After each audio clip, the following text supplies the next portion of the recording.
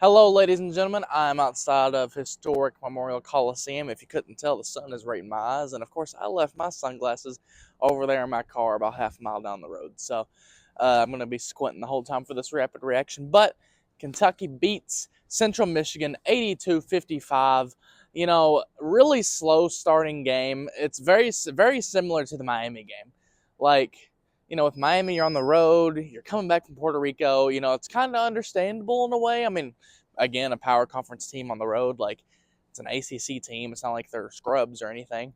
And then you get here, you get back home, and you start the game, and you're not trailing. You're not, you're never like in threat of like losing. That thought never really crossed my mind.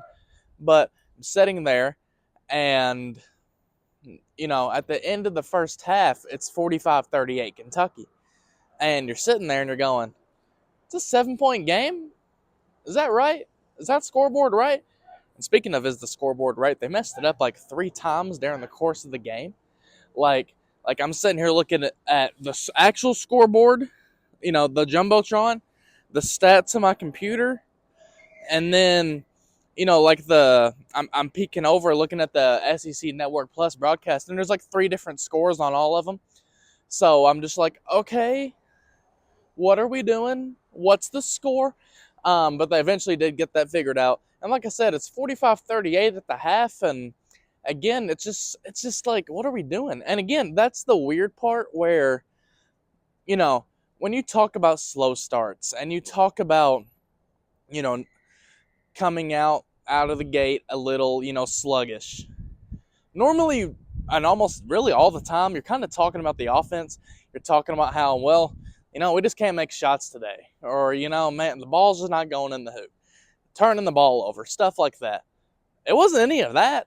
It was the defense. Kentucky's like the top defense in the country that had been so good all season long was kind of like, again, just not great to come out of the gate. Like I said, 38 points in the first half for Central Michigan. But, after all of that, Kentucky comes out in the third quarter and they do their thing. They go on another 12-0 run, just like they did at Miami, and Kentucky pulls away, and again, they win this one 82-55. I'm sitting there watching the game, and I was really impressed with Tiani Key. The stats would say the same. I think she had 17 and 11. Um, when Kentucky needed someone to help, spark that 12-0 run, when they needed someone to sort of push through and persevere, that was Tiani Key.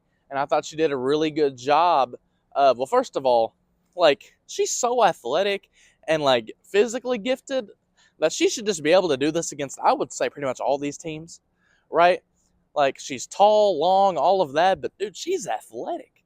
Like, if she were maybe 2 inches taller, man, maybe she could dunk the basketball. It's kind of an exaggeration, but you get my point. Like, I love the way how she can really run up and down the floor. You know, she is, and it was kind of the case last year too, just a super deadly weapon in transition. And of course, when Tiani standing there at 6'5", and like I said, as long and tall as she is, when she gets that ball down low, well, she can put it in the hoop and then score, right? So I thought she did a really good job of that. Clara Strack, not her best game. I don't remember her points, but only 4 rebounds. Kentucky only had, I think, 35 rebounds in the game, and Central Michigan had 33. Now, again, a product of not getting as many rebounds is, well, you're making shots, right? Kentucky shot 50% for the game. But it also goes to show this team's not perfect.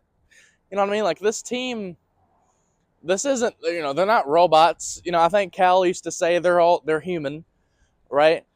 And we saw that today. Again, the defense is what came out slow, but you still had 5 Kentucky Wildcats in double figures. Of course, Tiani, I think Clara Strack, Asia Boone. Shout out Asia, played 28 minutes. I think she had 14 points, if I remember correctly. May not been. It's hard to remember the stats off the top of your head sometimes. But again, 5 cats in double figures, and I'm pretty sure, like I said, Tiani Key, Clara Strack, Asia Boone. Let's see, who am I missing here? Jordan Obi, and there's another Tony Morgan probably. It's again, it's just one of those things. You look at this team, and I talked about on the podcast where you do need that one person, you can go get a bucket. And, I say that, and I think they're trying to figure that out still. I think they're trying to figure if it's Tony Morgan or Jordan Obi or Clara Strack. But it is nice when you can look at the stat sheet and say, well, look what we did here. We had, again, 5 players in double figures. You always appreciate that. Just kind of some of like the big picture stuff. You're 10-1. Okay, you're 10-1. Your only loss is a neutral court game against number 7 Maryland. Poor Maryland. Like I saw on Twitter a while ago, I'm pretty sure it was Kaylee Smickle who got hurt. Like their whole team is just like falling apart ever since they beat Kentucky, and kind of even actually really all season long. Maryland's been injury riddled, so you obviously hope they do well. One, because you want to lose to a good team if you're going to lose, but it sucks to see that's how that's happened for them. But that's your only loss on the year, right? That Maryland game. Okay, you beat Miami pretty good. You beat Louisville by double digits. You beat Purdue by 41, and Kentucky's sitting there at number 8 in the net. And I think maybe we slept on this team a little bit. I don't know. And it's hard to again take away a whole lot from a Central Michigan game. What I did find interesting though was post game, Kenny Brooks was talking about how, because someone asked him about, because you look at Asia Boone and you look at all these pieces and they, 5 players in double figures, like clearly the puzzle pieces are fitting, right? So someone asked Kenny, he's like, hey, if you're to run a coaching clinic, this is the verbiage they use. If you're running a coaching clinic, what are you telling other coaches to do to, get good portal players, to make it work from the portal? And Kenny's advice was pretty simple. It was just, I don't even know if it's advice. It's just his mentality of, we are not trying to win the initial press conference, right? We are not trying to go get the sexy player. When women's basketball, you have to be careful when you say that. We're not trying to get the player superstardom, 25 points per game just because they're out there, right? There's a degree of it where, okay, you may have, let's use a puzzle, for example. You have we'll say 15-piece puzzle because that's the roster size, right? You may have a 15-piece puzzle, but what's the point of those 14 pieces? What's the point of those pieces if there's this 1 or 2 pieces that don't fit in the puzzle? You have to be able to find players that fit. He talked about how when Asia Boone hit the portal, Kenny was like, I want her. When Tiani Key hit the portal, I want her. When Josie Gilvin hit the portal, all these players that Kentucky went out and got, Kenny was like, okay, I want you here. And it's because, again, it's about more than just, can we put together, the Harlem Globetrotters? It's, can we put together a team that meshes well, that can be competitive and can be not only competitive, but really damn good? When you're 10-1, and again, your only losses to a Maryland team like that, you're a good team. You look good. That's something you should be encouraged by. And that goes back to the spring, the summer, when you're putting together the roster, and it's not just, okay, let's go try to get, what ESPN ranks as the number 1, 2, 3, 4 players in the portal. Obviously, you want to go try to get stars and get good players, but you also have to go find the pieces that, you can't just have, you look at a car, right? It ain't just wheels. It ain't just gas. All right. There's a steering wheel. There's windshield wipers. There's lights. There's all kinds of things that makes that car run, right? And that's what Kentucky is. It's a well-oiled engine. It's a well-oiled team. And look, like I said, you're 10-1. I talked about it on the podcast. You play a Belmont team on the road next Sunday. Okay, that's their next game. They got a week-long break here. First of all, it's a good time for them to rest and recuperate. This is not me reporting anything. This is just me, I would say speculating is the word. I think Tiani Key may be a little bit under the weather. It's kind of, her voice wasn't all the way there. I don't remember her screaming to death or anything like that. I think she was sniffling a little bit. I don't think she was crying or anything like that. I don't think anyone ripped her ass or anything. But I just imagine she may have maybe a little bit under the weather from the road trip. I don't know. It's just kind of what it seemed like. But my point is, I know Tiani was a little bit banged up. Clara Strack's been a little banged up.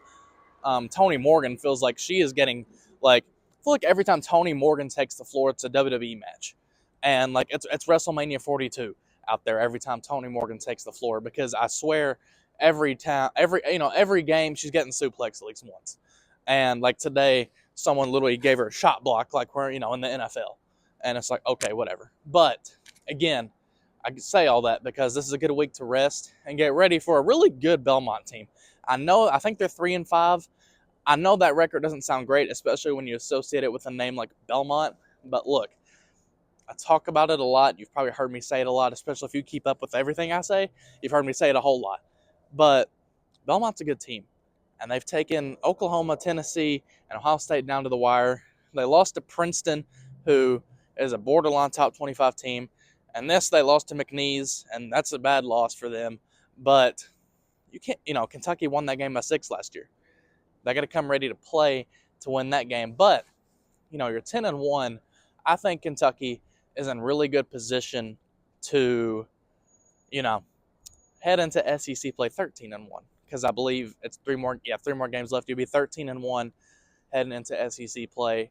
And when you look at the schedule prior to the year, that's about all you could really ask for. I think you would have been really, really happy with 13-1. So I'm Phoenix Stevens outside of historic Memorial Coliseum. I think things got darker a little bit as I was recording. Clouds started rolling in over the sun, which I really appreciated. I'm still squinting, but it's not like I have to close my eyes just to be able to see. So Kentucky wins 82-55 again here in beautiful, absolutely beautiful, historic Memorial Coliseum. Like I said, I'm Phoenix Stevens with KSR's Rapid Reaction of the win. If you're still here, like, comment, subscribe, and do all those wonderful, wonderful things for us here on the KSR YouTube channel. I think we're getting kind of close to 60K, so let's get there, right? I'm Phoenix Stevens. I will see you guys next Sunday. Still TBD if I'm going to be in Nashville for that game. We'll figure that part out. But regardless, we'll have a rapid reaction. So again, I will see you guys next time. Thank you so much. Go Cats.